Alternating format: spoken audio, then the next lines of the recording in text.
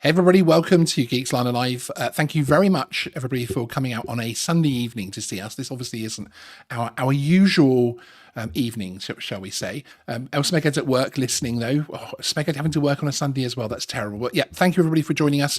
We've got a bit of an interesting show this evening. It's something which has come up as a little bit of a I don't really want to call it a bonus because that gives it sort of a positive spin, but we have additional information which it certainly helps to paint a wider picture, because obviously, as regular viewers will know, we are currently in the midst of a series of special videos and live shows here on Geeksvana, exposing what we feel is a deeply concerning pattern of behaviour and actions from the UK Civil Aviation Authority in their handling of regulation and future flight evolution of the lower airspace. So far, we have established what appears to be a significant attempt to mislead Parliament and the public through the publication of what can only really be described as fantasy figures within the annual accounts. The defence of these actions led to a live show here on Geeksvana, including former CAA senior employees and industry experts, to question the competence of the CAA in their work. This current series was prompted following the publication of the CAA proposed schedule of charges, remember all the way back then, where they show their intention to increase the fee paid by PDRA operational authorisations, increasing by a staggering, unprecedented amount. This led to the CAA comms team pointing Geeksvana to the misleading figures in the annual accounts and, as has now become almost famous, as a defence of the increases. So the very information they proposed to show the need for higher prices actually sparked a new investigation by Geeksvana into the issues. During this process, the industry, users, the operators themselves, etc., companies, training companies, all sorts of people have also been busy unearthing information. This includes attempting to find out background information in terms of the consultations and information that led the CAA to decide why such an increase was required. In fact, much of the work carried out via the Freedom of Information system was focused on why DISCO was pursued, requiring such a high level of investment at all. I recommend a search of the database on these topics on the Freedom of Information database for anyone that's interested. There's a link in the description to that. Some really interesting stuff if it's something you want to dig deep on. Amongst all of this work by Geeksvana and the industry as a whole, poking and probing to get more information, a seemingly insignificant issue caught the eye of our very own Graham Degg. And it's basically brought up this particular reply here to a Freedom of Information request that was sent out by the CAA. And according to this, a new stakeholder group seems to have sprung into life, which is great news for the industry, an active one at that, with the amount of meetings that they're talking about. So as you can see here, this is a response to a response, and where the CAA had claimed that there were organisations or individuals lobbying extensively for the adoption of SORA-based operational authorisations. At the bottom point there, you'll notice this new group mentioned. The CAA met with the CAA, with the OA holders industry group several times in 2023 to directly address the questions from industry on challenges with the current operational authorization process that the implementation of SORA and DISCO will resolve.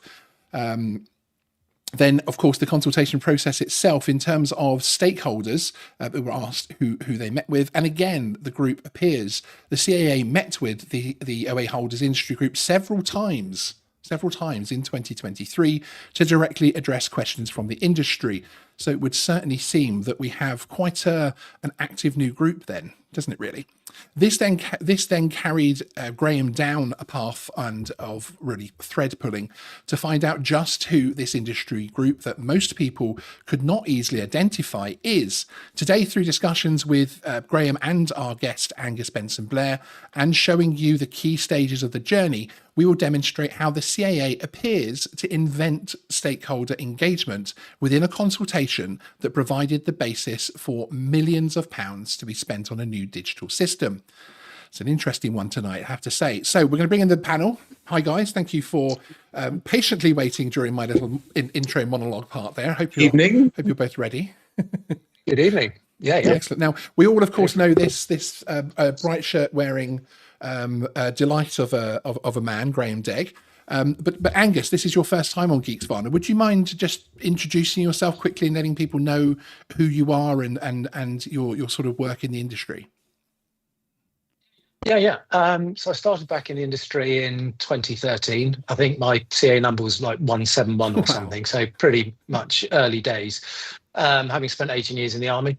And I've been operating drones since then, mainly in film and TV, but through an awful lot of other areas as well. So I think my experience is about as wide as it comes, doing things like flying multi-100-kilogram machines, BV lost, all sorts, survey, you name it, and also build a lot of drones. But I think particular relevance tonight, it was my first attempt at an OSC that the CEA took on board to form the template of OSCs, and it was the first ever OSC granted. Wow.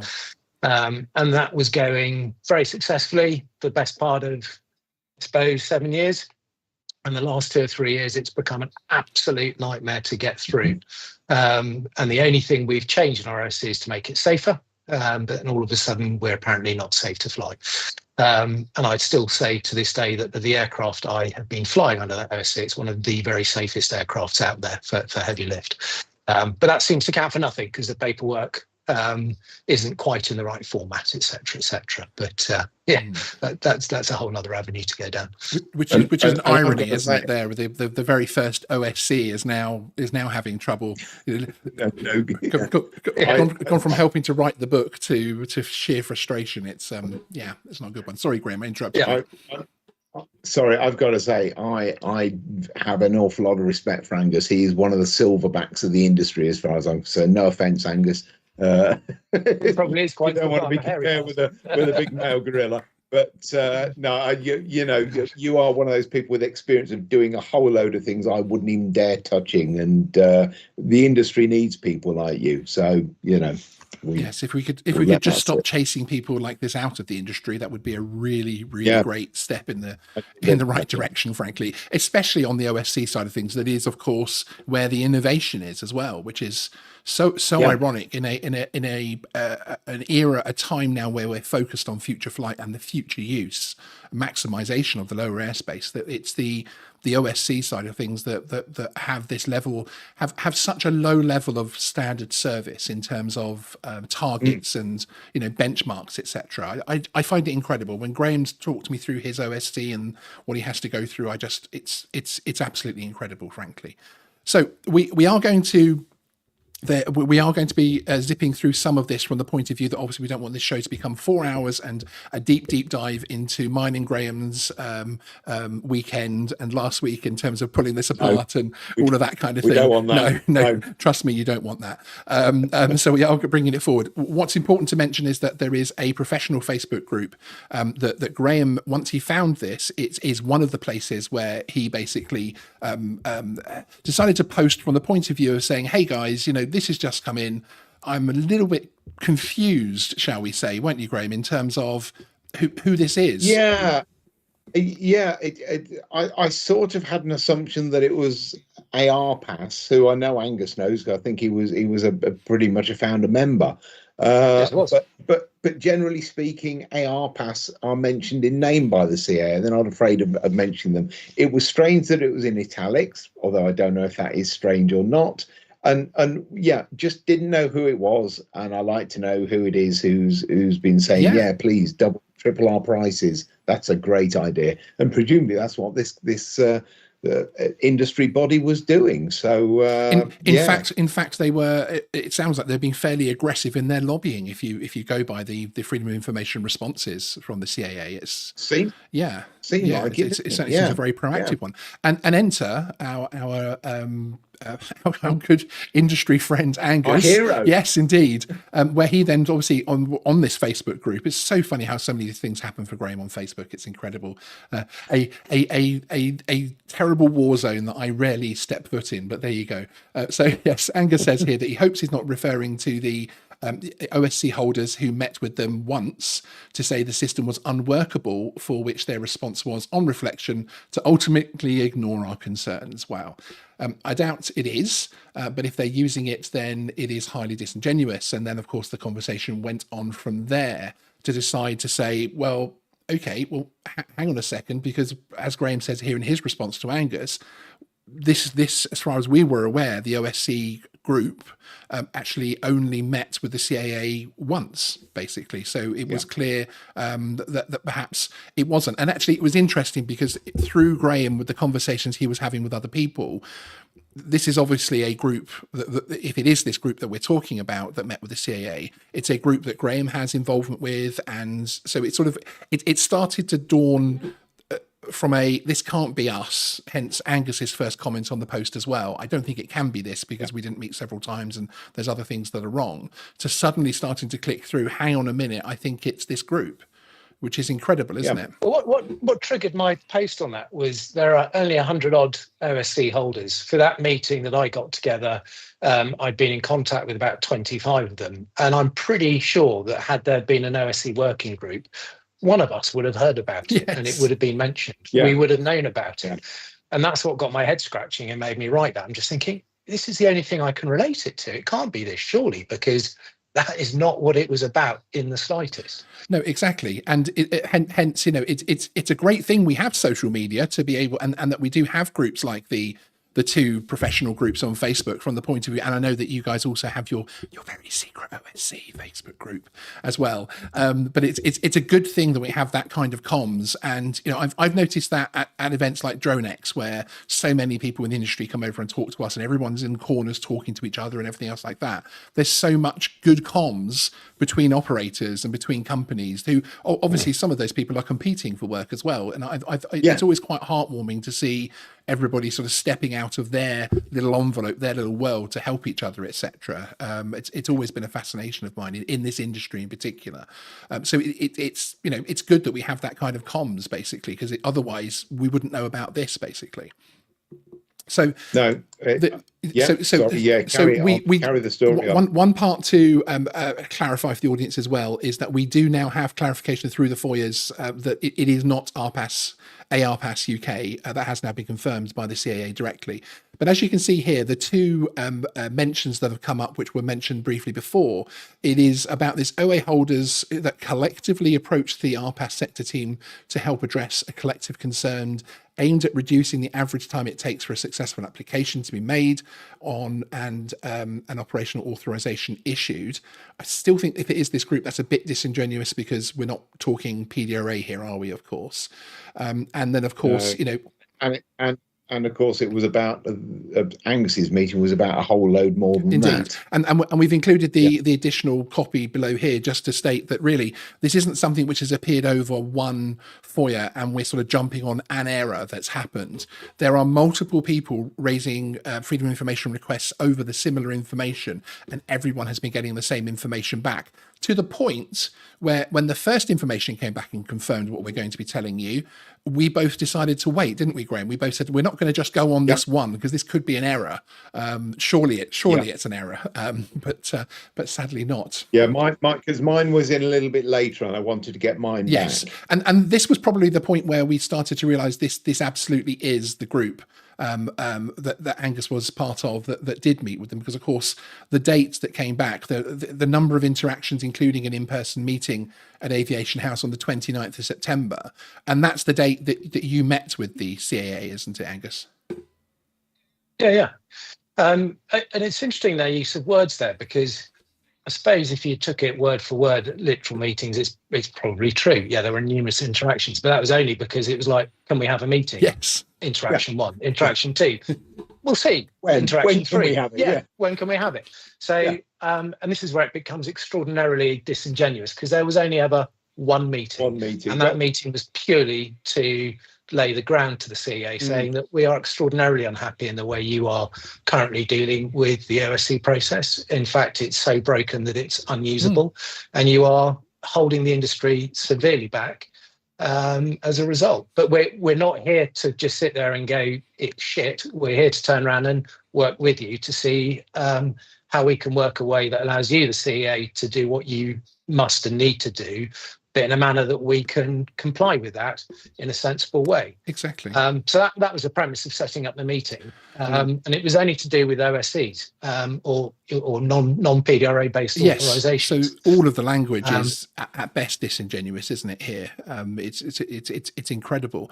And bear in mind, we have gone from in one FOIA being told in several places that there were several meetings to now suddenly it's interactions and a meeting. A number of interactions and an in-person. So it's already perhaps been drilled down more by the person answering the FOIA requests to the point where they're now sort of perhaps getting the truth is the only thing I can describe it as, frankly. Because when we talk about the problems that came up, these are the notes sent again by Freedom of Information by the CAA in terms of what went out to the people in that meeting afterwards. And as you can see here, the subject matters covered were things like the CAA not applying a risk proportionate, no service level agreement, CAA demanding a blank check due to the way that. And honestly, people who have never gone near the OSC side of things, if you knew what a blank check you have to essentially almost agree to when you want one of these things, it's incredible. Lack of consistency, communication, timescales of the process taking too long. So there is the part where it comes up, approach of staff and competence of staff. So this certainly wasn't a stakeholder meeting to discuss DISCO or the SORA implementation, was it? No, so sure. I mean, I think there's a really good, for those who've not been it, here's a really good example of the open checkbook. So years ago when we first put it, that you sign the box that says you agree to the CA charging extra fees for any hours thing. And I remember speaking to a chap called Mike Gadd at the time, who was very senior in the CA, says, we would never charge that. Don't worry. We do that the same with anyone in GA as well. So, okay, that's fine. Not that we've got much choice. You go with the flow. So when I started my OSC process, the one I started 3 years ago, I specifically told the CA saying, if it looks like I'm going over budget, you must tell me, please. And I had a meeting with them and all of us, and you've not gone, you're close, but you're not there yet. Next thing I know, I've been given a £500 bill, completely out of the blue, which I question. And then all sorts of other stuff going. The inspector at the time was grossly incompetent. And that was agreed upon, and he was moved on from his post. So the process got restarted again. Next thing I know, I've got a £3,000 bill through the post. And that is the blank check. And that's before I've even had my first proper redone report back from them. And you're kind of sitting there going, well, how on earth how can I even begin to take this forward? Yeah. I'm a single operator. Yeah. How can you invest on that basis? It makes it uninvestable because you don't know what the cost is. We know of operators who've had bills more than 12 months after they got their OSC, and somebody's clearly trying to make up the year's money, so they whack out an invoice. And I had two different breakdowns of the invoice, none of them which married up, so they are just making the figures up. And it was just sort of utterly extraordinary in that regard. And when we brought this up at the CA meeting, saying, look, you can't expect us to give a blank check, they're sort of going, well, each OSC is difficult and we don't know how to. Well, I get it, they're different. So why don't you do what any other company does, is they take a quick look at the OSC and guess what? They give a quote. Yes. And that's what you work to. And if you get towards the end of the quote and there's still work doing, that's where you then sit down again between the two of you and work out what the next stage is. And this is what we were trying to put to the CA. And then when they gave us that document, you come back, they just basically kicked it into the long grass because apparently DISCO was around the corner, was effectively the message that we took away from it. That started to become the answer that a lot of people were given for so many problems, that DISCO's coming, which I'm still yet to find how DISCO solved problems of things like competency and how it helped the OSC side of things either, which of course is what that meeting was about. So it's incredible because any reasonable person reading the FOIA responses would assume that an OA industry holders group are, especially as they're responding on questions regarding DISCO, etc., that those would be PDRA holders only, essentially. That's what it certainly sounded to me when I first read that, which again is why everybody was scratching their heads saying, who could this group be? Who on earth could this group be? So really here we're clarifying that the group that they have seemingly identified, one of the people within that group who attended that meeting is here. We have the meetings from the after notes from the CAA in terms of their initial response. They then went silent after that, of course, which is a whole other level of frustration for the people that took their time out of their day to organise themselves together to go to that meeting as well, which is frankly incredible. But they then reported that as several meetings for stakeholder meetings, including identifying it as a group that was actively lobbying for Disco and Sora, which is just.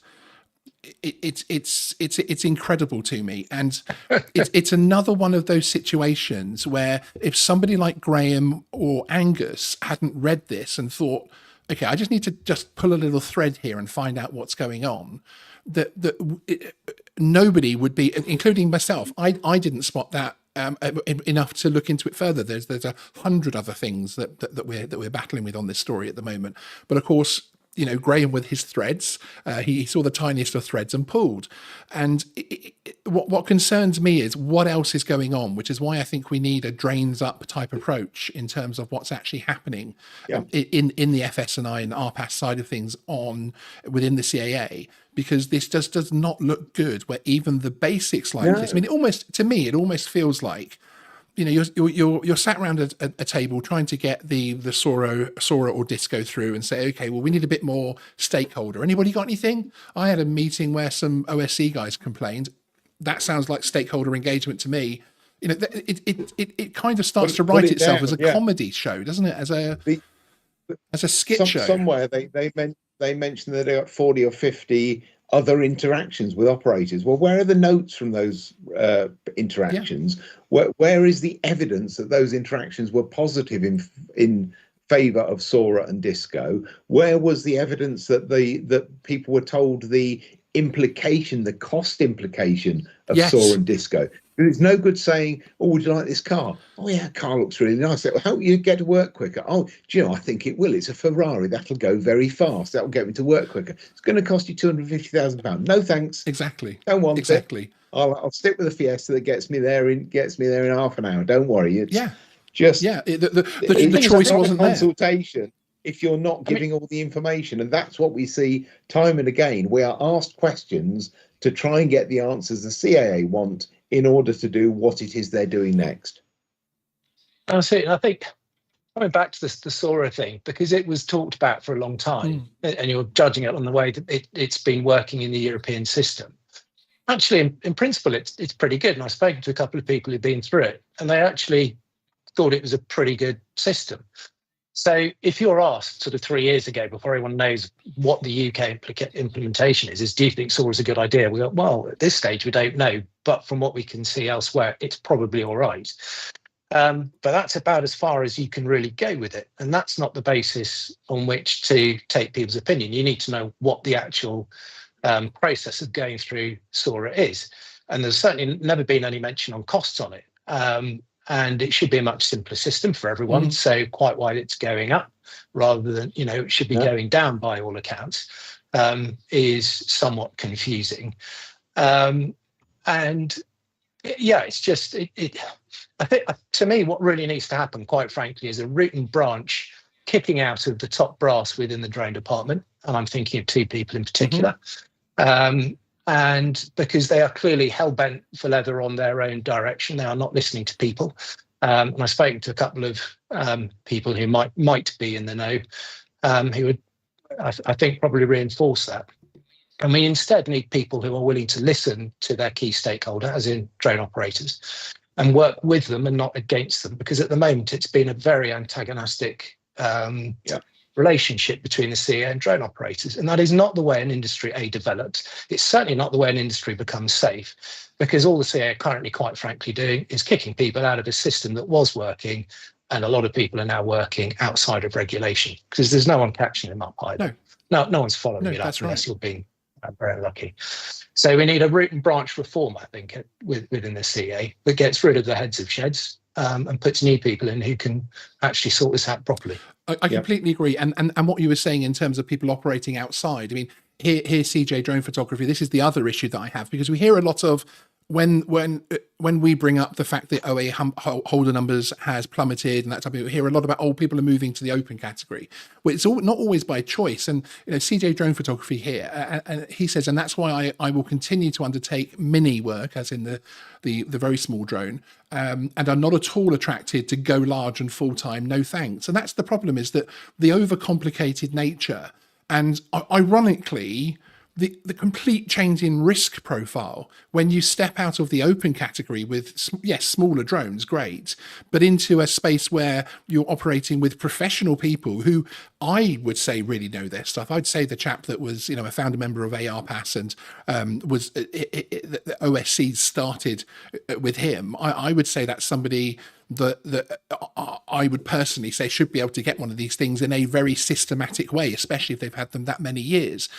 But I just find it incredible that everybody is being chased into the open category. And as you quite rightly say, Angus, in my opinion as well, that people are also being chased to just not follow the rules, basically. It feels incredible.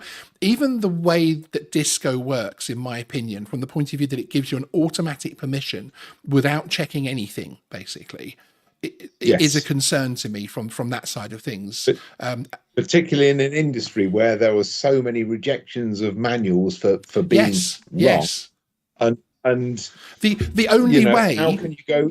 The only way that they've managed to bring the processing time down from the average 16, 18 days, I'm surprised it was that low, to essentially a couple of hours, is by just getting rid of all the oversight. Yeah, by not doing the processing. Okay, yes, there's lots of audits. Charging us a lot more for yes, it. Exactly. Yeah. And yes, there's lots more audits and that type of thing, but you're auditing a business already out there doing its work. Why not have some kind of balance?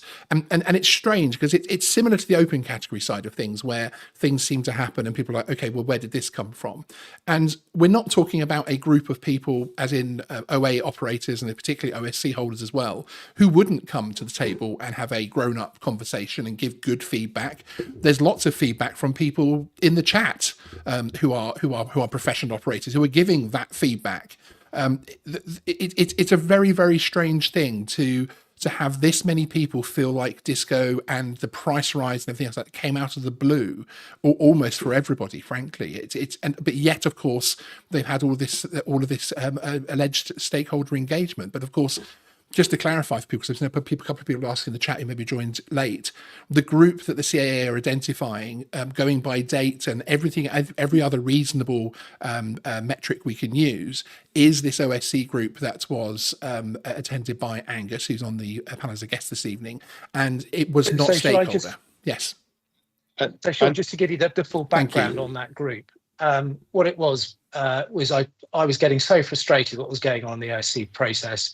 I'd spoken to loads of people, not one person was saying anything other than rubbish about the whole process. So I started thinking, right, there's only one thing to do. You can't just sit here and bump your gums. You've actually got to do something about it. So I thought, right, let's go in with numbers to the CAA, tell them that it's absolutely shod and broken, and let's see if we can start affecting change in a meaningful way. So I got in touch with all the OSC holders I knew, which out of the 100 was about 25. And I could have gone and tried to get the whole lot in, but time is always of an essence. So 80% now on time is better than 100% late. And so I contacted 25.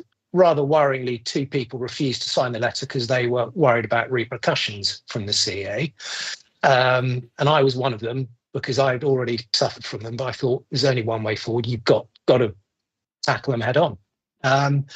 And so there were ultimately, I think, 19 or 20 signatories to this, all just OSC holders. And on the day, I think we had something like 15 or 16 turn up in person at Aviation House for this meeting. A couple of people were online. And what I thought really set the tone and really got me slightly worried when we turned up is not one person from the CA team was actually there. They all dialed in. The only person at the meeting was the poor chap who'd been tasked by Sophie O'Sullivan to be the sort of middleman and bring it all together. Everyone else was working from home. Yeah. And I think, do as you want, not as you want. every time I see one of their presentations where they've got the little thing, three things at the bottom, I don't ask what two of them say, but one of them says respect. They are supposed to respect their stakeholders, and we are their stakeholders. We're the ones who pay for them. And there is no respect at any level for any of us. That is frankly disgusting. It might sound like a small point, but it's kind of it's triggered me slightly. So the 15 of you turned up in person at Gatwick House for the meeting, and you presumably weren't offered a remote version of it. You weren't told that actually everybody else is the people you'll be meeting with are going to be remote before the meeting. Were you offered that, or?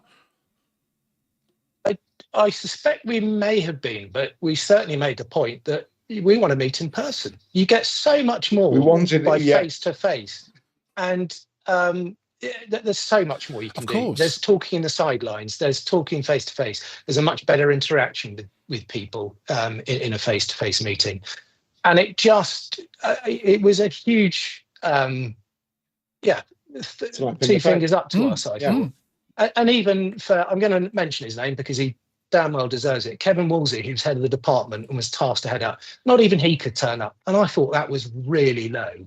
And he's an ex-RAF chap, which means he should have a better idea of what is required in terms of etiquette and what politeness, manners is, and he didn't. And straight away that puts him in you sit there questioning how seriously he's taking you. And it's actually quite clear by the reply he got that he just ultimately wanted to kick our thoughts into touch. And actually, when we brought this all up and he said, well, Disco is going to sort it out in 2 years' time. The other thing which I thought was extraordinary was I turned around to him and very specifically said, Kevin, that's fine. If Disco comes in 2 years, that's great.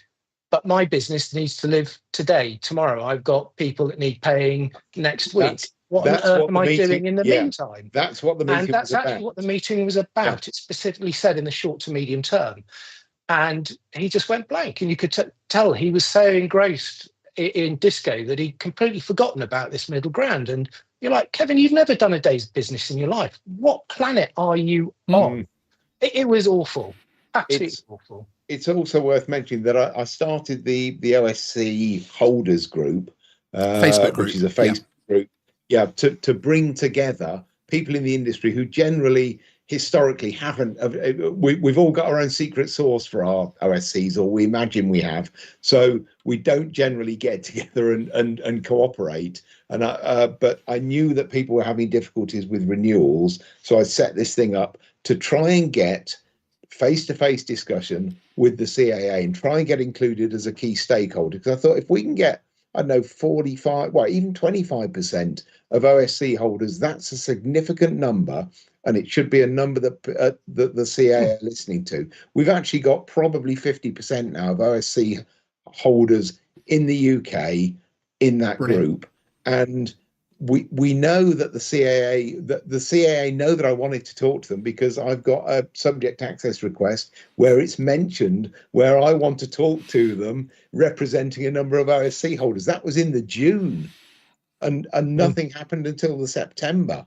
It's frankly baffling that they don't want to talk to the group with the most experience of doing the most things with drones. So we've had on the channel very recently, we've had a group of people like Graham and Angus and Mark Worry, Matt Williams, Richard Ryan, etc. We've had many different faces, and I'm not sure how many different faces from across industry and from different sectors that have had all of these types of experiences, either working there or dealing with the CAA. How many more of these we need before somebody says, hang on a minute, so something really must be wrong here, because there is something wrong.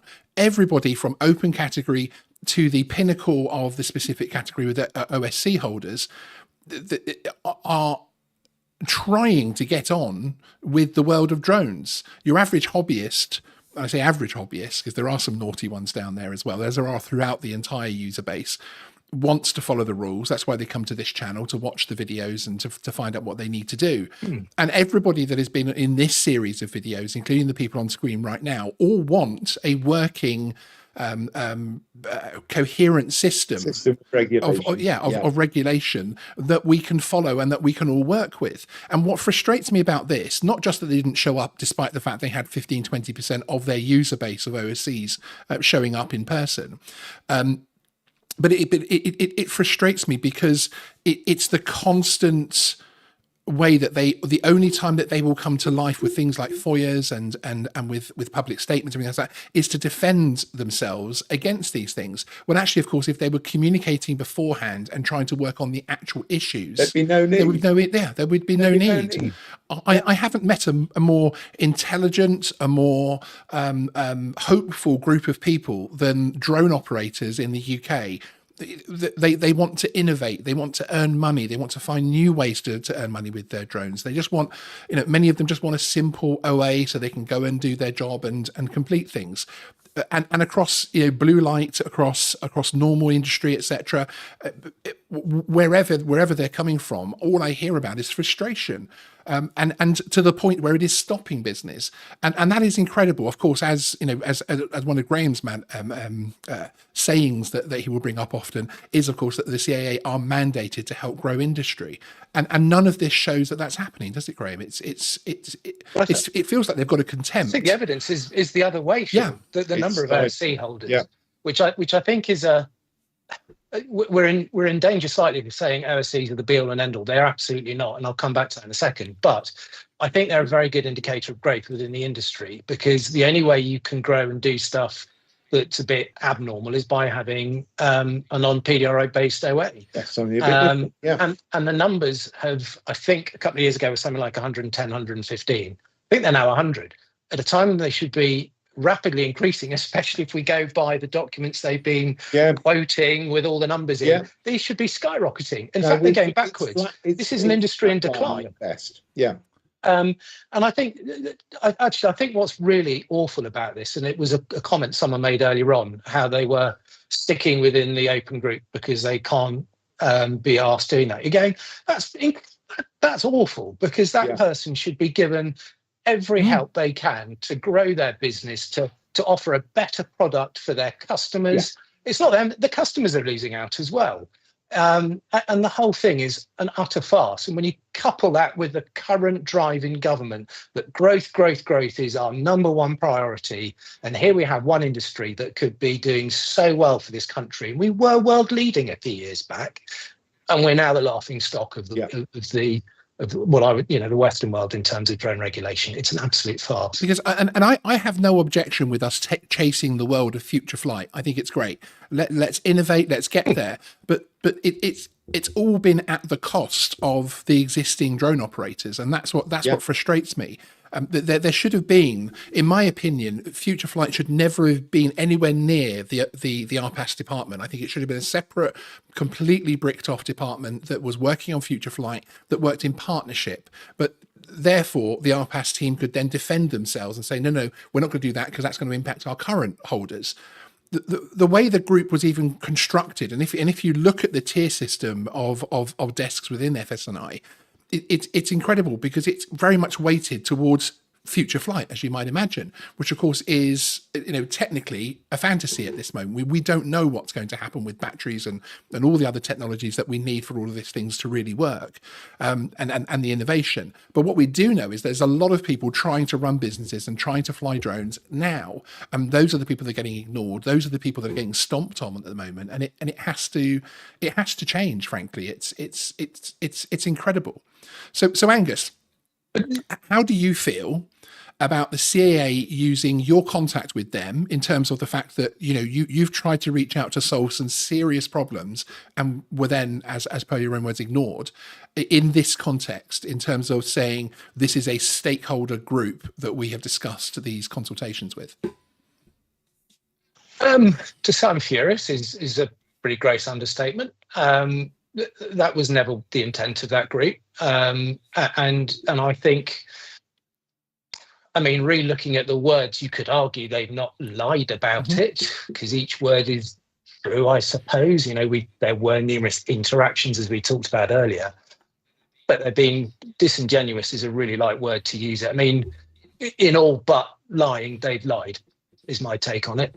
Well, And I think there weren't several meetings. They tried to no, there weren't. say Yes. say several interactions plus a meeting, but actually, if you look at one of their other answers, they talk about notes of the last meeting, which implies there was at least one other meeting which didn't take place, guys. You lied And about it's only because people Yeah. dug deeper that actually the first if I accepted that paragraph, Graham didn't. So if it was accepted and just did, and we all carried on, we would all assume there's some OA holders group that had several meetings with them. It doesn't sound extraordinary for that to happen, but it was only because Graham wanted to pull on it and just find out who it was actually.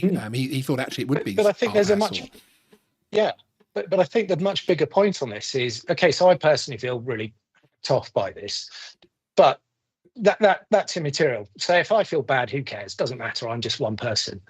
But where it does really matter is it's indicative of the mindset going on in the department. And it shows that they are wheeling and dealing to their own agenda. They're not engaging as they should. They're being thoroughly unprofessional in the way they go about regulating the industry. The message it's putting across is ultimately that they do not give two hoots about the industry. They're just going to do what they think are best. And bearing in mind, none of that top brass, as far as I'm aware, have ever spent a day operating drones. They're clueless, yet they're making these sort of decisions. And I know there are a lot of people within the team, or have been, that are very experienced. But you kind of wonder, where are they now? They don't seem to have stuck around for very long. No.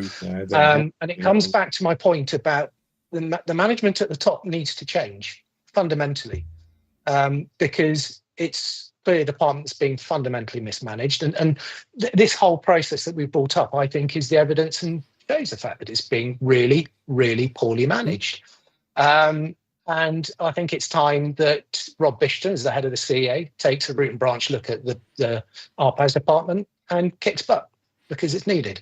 And then thereby we can maybe actually get an industry that can flourish, and that somebody who's bought a Mavic Mini is encouraged to get the next bigger machine and the next bigger machine. And and that's at one end of it. And I think that's really important, because ultimately big companies quite often come from those small ideas. And it's those small innovative people that often are the driving force behind an industry.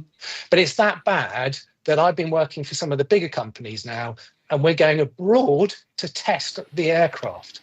We cannot do it here in the UK because of the timelines, because of the costs, etc.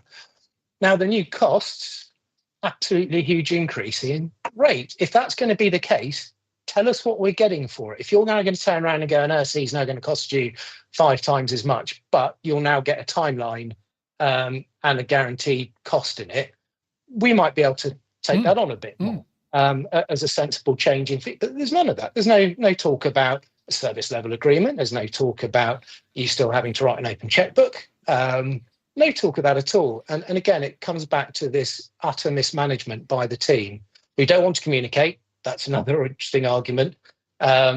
And they just feel they can operate in their own bubble. Exactly. And they don't want I think you can pretty much guarantee that those notes that were sent back to you in November 2023 are lying at the bottom of the email pile somewhere. Nobody's picked them up and said, "Oh, what?" Well, because they thought Disco and Sora will deal with all of that in a few years' time, which is the exact attitude that Angus was faced with. Right. I want to close the show relatively soon, because there is the sponge thing here, and I want this to be something that the audience can access easily. I also want to leave it on the very strong words of Angus, because that's exactly why he's here, to be able to have his voice and for everybody to hear from. Graham was perhaps suggesting that he is an older gent of the group, but he's certainly, as us young guys would say, I'm not young anymore, one of the OGs, certainly, of the industry. I'm a fossil. And I want those words to be the words which are there. But remember, this is a series with a purpose. We've got some more videos and live streams coming up talking about other parts of this. Do not get bored of this series, because it is important. If you like drones, even if you love drones, you must see this series through, because at the end of it, we're going to be giving you a very important letter, which you're going to be able to print off, change however you like and into your own wording, or just send as is to your MP, with the goal of a parliamentary inquiry to start getting the very first drain pulled up, so that we can start getting something to actually find out what's going on, and to hopefully start seeing some changes, which it appears from so many voices across industry is what we need.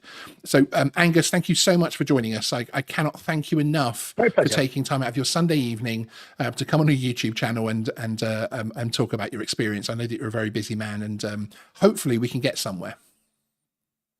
Anytime. Great pleasure. Lovely. Thanks, Angus. And we'll give the last thoughts to Graham, shall we? I don't think I warned him that he's getting the last thoughts tonight, actually. Well. First of all, I'm gonna point out that there is a link. Thank you. I think to my LinkedIn that I've. I'm such a terrible person.